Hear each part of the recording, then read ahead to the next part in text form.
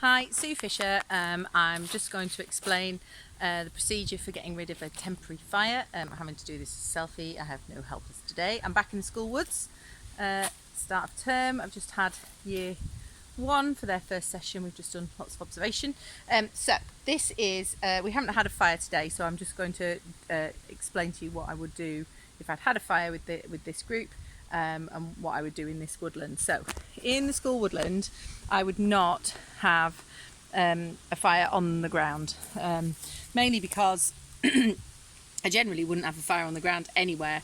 The floor of the woods is quite flammable. It's really dry at the moment. It's been really dry. There's not been much rain. I would definitely not put a fire on this woodland. What I would do is I would put it in my raised fire pit, which means that the fire is all nicely self-contained. It's off the ground, so it helps anyone who can't bend down properly. I think it also helps for those people who aren't very steady in their respect position, especially the little ones, so it helps them to kind of get near the fire. So if I'd had the fire, what I would do at the end is the same procedure as with the permanent fire pit. So I would get my bucket of water that I'd use for hand washing, and I would, at the end of the session, spread the ashes out, spread the embers out to make them cool down, and then I would get the water and tip it all the way around the outside, let it run into the middle to make sure all the embers were cool.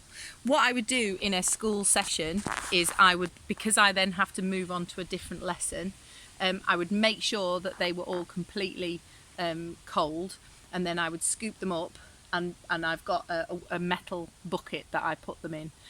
What I can't do is leave it here to go completely cold, because there are other groups in the woods, and it's a bit of a safeguarding thing. So I would scoop it up, put it in my metal ashes bucket with the lid on, which goes where the bins are.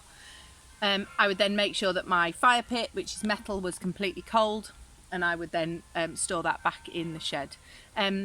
If I was in a different site and I wanted to I just would not have a temporary fire on the ground. I don't think it's good practice. I don't think it's good practice to show children and learners, because if they're out on the beach or at a campsite, I just don't think it's good practice for them to learn to light a fire on the ground, because people never clear them up properly. So I would always ask people to have a temporary fire in a raised fire pit or in a metal container of some kind, and the ashes would be spread back on the woodland so that all the nutrients could be returned to the soil.